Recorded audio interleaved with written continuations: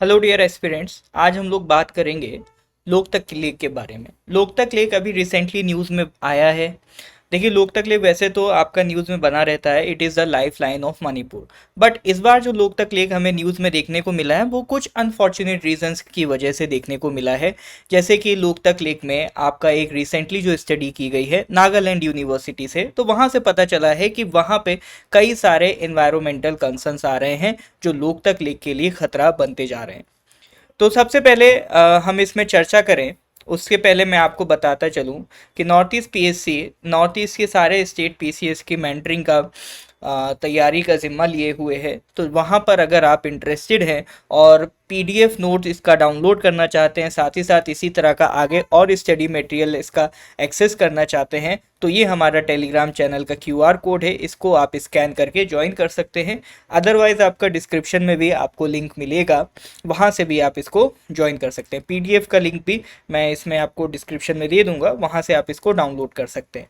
तो चलिए सर, बात करते हैं कि लोकतक लेक अभी न्यूज़ में क्यों है।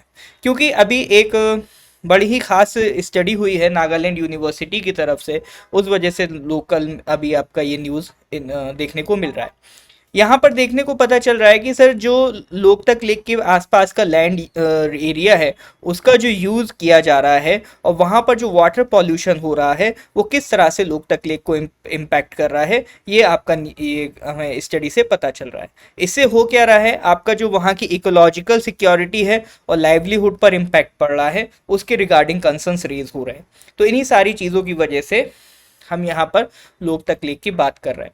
तो लोकतक लेक देखिए, जैसा कि हम जानते हैं, it is located in Manipur. It is a life line of Manipur. Manipur के लिए एक बहुत ही इंपॉर्टेंट इकोलॉजिकल हेरिटेज है आपका लोकतक लेक। तो लोकतक लेक के रिगार्डिंग अगर हम बात करें तो कुछ बेसिक पॉइंट्स आपको ज़रूर पता होना चाहिए। जैसे लोकतक लेक कहाँ पर लोकेटेड है, मणिपुर में लोकेटेड है, and it is the largest fresh water lake of the north east India. यहाँ पर एक फ्लोटिंग बायोमास भी मिलता है, फुमदीज, मीती भाषा में इसको फुमदीज कहते हैं। It is the Ramsar site, Ramsar site का इसको स्टेटस भी मिला रखा है, लोकतक वाइल्ड लाइफ सेंचुरी का पार्ट है। और यहाँ पर एक इंडेंजर्ड स्पीशी संगाई डियर भी आपको देखने को मिलता है। साथ ही साथ और अगर हम बात करें लोकतक लेक की सिग्निफिकेंस की, तो ये भी सर ध्यान रखिएगा, जो केबुल लमजाओ नेशनल पार्क है आपका मणिपुर में, वो भी इसका पार्ट है। ठीक है, तो आपका it is the largest fresh water lake in north east India. तो अपना पूरे नॉर्थ ईस्ट की इसको आप धड़कन कह सकते हैं। अब लोकतक लेक इतना इंपॉर्टेंट क्यों है, वैसे तो मेरी बातों से ही पता चल गया होगा आपको, लेकिन साथ ही साथ अगर हम कुछ पॉइंट वाइज आपसे बात करें, क्योंकि ये सारे पॉइंट्स इसलिए बताना ज़रूरी है कि मान लीजिए लोकतक लेक से रिलेटेड मेंस में अगर क्वेश्चन आता है तो आपको सिग्निफिकेंस पता होना चाहिए कि ये जो लेक है इसका सिग्निफिकेंस क्या है। एक तो सर बहुत बड़ा लाइवलीहुड इस लेक पे डिपेंड करता है, फिशरीज का एक बहुत बड़ा सेक्शन इस पे डिपेंड करता है, यहाँ से आपको हाइड्रो पावर सपोर्ट भी मिलता है, साथ ही साथ इतनी प्यारी खूबसूरत जगह है, तो टूरिज्म पोटेंशियल भी यहाँ पर आपको देखने को मिलेगा।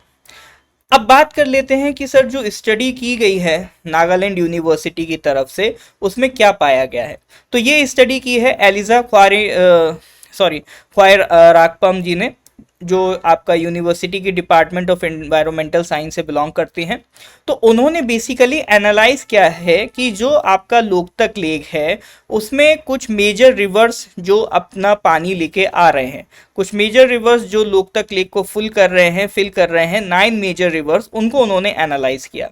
साथ ही साथ उन्होंने देखा वो रिवर के साथ साथ क्या आ रहा है, एग्रीकल्चरल रन ऑफ आ रहा है, यानी कुछ एग्रीकल्चर से जो पानी आ रहा है वहाँ से जो वेस्ट आ रहा है, प्लस साथ ही साथ आपका जो सेटलमेंट है, लोग अब बढ़ते जा रहे हैं तो वो सेटलमेंट एक्सपेंड हो रही है, और आपका जो झूम कल्टीवेशन है, शिफ्टिंग कल्टीवेशन है, ये कुछ मेजर फैक्टर्स उन्होंने बताए हैं लोकतक लेक में पॉल्यूशन के। These are the major factors influencing water pollution. तो इसकी वजह से क्या आ रहा है, आपका वाटर पॉल्यूशन आ रहा है जो किसको नुकसान पहुंचा रहा है, लोकतक लेक को।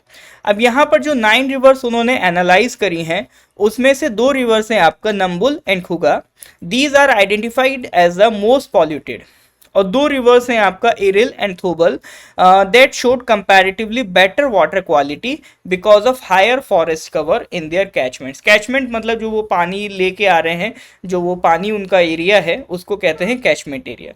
तो उनका जो कैचमेंट है उसमें आपका फॉरेस्ट कवर ज़्यादा होने की वजह से आपका ये रिवर्स में पॉल्यूशन कम देखने को मिल रहा है, बट नंबुल एंड खुगा में पॉल्यूशन ज़्यादा देखने को मिल रहा है। अब इसका सर अगर हम बात करें what could be the ecological impact, environment के पॉइंट ऑफ व्यू से क्या क्या इम्पैक्ट पड़ सकता है। देखिए सीधा एक पॉइंट तो इम्पैक्ट ये पड़ेगा कि जो वाटर क्वालिटी है, चूंकि वाटर पॉल्यूशन हो रहा है तो ऑब्वियसली बात है जो वाटर क्वालिटी है वो डिग्रेड करेगी। नेक्स्ट पॉइंट है sir algal Bloom and eutrophication. Eutrophication क्या होता है, जब वाटर में बहुत ज्यादा न्यूट्रिएंट्स का सप्लाई बढ़ जाता है तो उसको कहते हैं यूट्रोफिकेशन। उससे क्या होता है, बहुत सारी एल्गी प्रोड्यूस हो जाती है जिसको कहते हैं एल्गल ब्लूम। तो एल्गल ब्लूम और यूट्रोफिकेशन का रिस्क बढ़ेगा। इससे होगा क्या, इससे होगा ये जो वाटर में ऑक्सीजन डिजॉल्व होती है वो उसका अमाउंट क्या हो जाएगा, कम हो जाएगा। तो डिजॉल्व ऑक्सीजन कम होगी तो डायरेक्टली जो फिश पॉपुलेशन है उस पे इंपैक्ट पड़ेगा। साथ ही साथ आपका जो बायोमास है वहां पर फुमदी मिल रहा है उसको भी ये इम्पैक्ट करेगा, और आपका जो संगाई डियर है उसके हैबिटेट को भी ये नुकसान पहुंचाएगा। तो ये मेजर इकोलॉजिकल कंसर्न्स हैं, इम्पैक्ट्स हैं जो आपका पड़ेंगे due to this water pollution. और सिर्फ एनवायरनमेंट को नुकसान नहीं पड़ेगा, उस नुकसान से सोशो इकोनॉमिक इम्पैक्ट भी पड़ेंगे। जैसे अगर फिश डिक्लाइन होगी तो फिशरीज प्रोडक्टिविटी घटेगी, तो जो लोग उस बिजनेस पे डिपेंड कर रहे हैं फिश प्रोडक्शन पे उनका भी लॉस होगा। टूरिज्म को डिस्टर्बेंस देखने को मिलेगा। अब जब फिश प्रोडक्शन कम होगा तो वहाँ की जो कम्युनिटी है जो उस पर डिपेंड कर रही है उनमें भी एक स्ट्रेस की कंडीशन डेवलप होगी। साथ ही साथ जो वाटर वेज एक्टिविटीज़ हैं उनकी भी कॉस्ट आपका बढ़ेगी। तो ये सिर्फ और सिर्फ इकोलॉजिकल नहीं, सोशल और इकोनॉमिक इम्पैक्ट भी डालेगा। अगर हम रिकमेंडेशंस की बात करें तो गवर्नमेंट क्या क्या कर सकती है तो वो भी हमने यहाँ पर मेंशन किया है, क्योंकि जो भी हम न्यूज़ आपका बना रहे हैं, जो भी एनालिसिस कर रहे हैं, तो इसमें हमारा तीन पार्ट होता है। एक पार्ट तो होता है कि कॉन्टेक्स्ट क्या है, न्यूज़ क्या है। दूसरा पार्ट होता है चैलेंजेस क्या है, क्या क्या प्रॉब्लम्स आ रही हैं। तीसरा पार्ट होता है उसका सॉल्यूशन क्या है। तो यहाँ पर अगर हम सॉल्यूशन की बात करें तो एक catchment based sustainable land use management होना चाहिए। कैचमेंट बेस्ड मतलब जो आपका लेक का एरिया है और जो रिवर्स उसमें आ रही हैं उन सब का एक कलेक्टिव एरिया कह लो आप, कैचमेंट एरिया है। तो वहां पर जो लैंड यूज है उसका सस्टेनेबल मैनेजमेंट होना चाहिए। सस्टेनेबल वर्ड आप बहुत ज़्यादा सुनेंगे एनवायरनमेंट में। सस्टेनेबल का सर बेसिक मतलब होता है कि आप डेवलपमेंट भी कर रहे हैं बट एनवायरनमेंट को उससे नुकसान नहीं होना चाहिए। तो ये सस्टेनेबल का बेसिक मतलब होता है। तो सस्टेनेबल मैनेजमेंट का मतलब ये है कि उस लैंड को आप इस तरह से यूज़ करें कि इन्वायरमेंट को नुकसान ना हो। साथ ही साथ जो पॉल्यूटेड रिवर्स आ रही हैं जिनका पानी पॉल्यूट हो चुका है जैसे नंबुल रिवर है उनकी मॉनिटरिंग होनी चाहिए, और जो शिफ्टिंग कल्टीवेशन एक प्रॉब्लम कर रहा है वहाँ पर उसको लिमिट करना चाहिए। तो ये कुछ सुझाव दिए जा सकते हैं। उसके अलावा जो कम्युनिटी सेंट्रिक वेटलैंड मैनेजमेंट है, देखिए ये पॉइंट बहुत इंपॉर्टेंट होता है।